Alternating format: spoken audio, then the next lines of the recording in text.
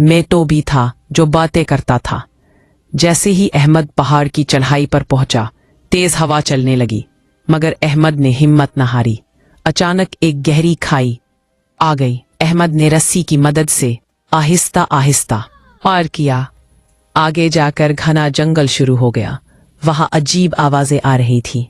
रात होने लगी तो अहमद को डर महसूस हुआ, मगर मेटो बोला, डरो मत अहमद, बहादुर वही होता है जो डर के बावजूद आगे बढ़े।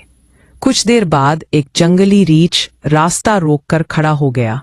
अहमद कांप गया, मगर उसने शोर मचाने के बजाय आहिस्ता से पीछे हटकर एक दरख्त पर चढ़ने की कोशिश की। रीछ कुछ देर बाद चला गया। अहमद ने सुकून का सांस लिया। रात अहमद ने एक गार में गुजारी। गार के अंदर एक बूढ़ा शख्स मिला। उसने कहा, अगर तुम लालच में आए तो वापस नहीं जा सकोगे।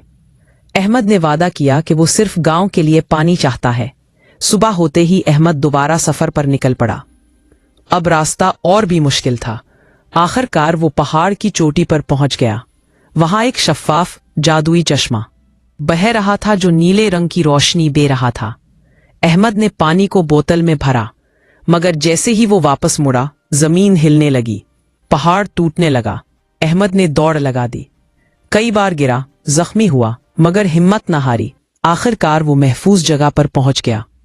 जब अहमद गांव वापस आया तो सब लोग हैरान रह गए। चश्मे का पानी गांव में पहुंचाया गया और वाकई पानी की कमी खत्म हो गई।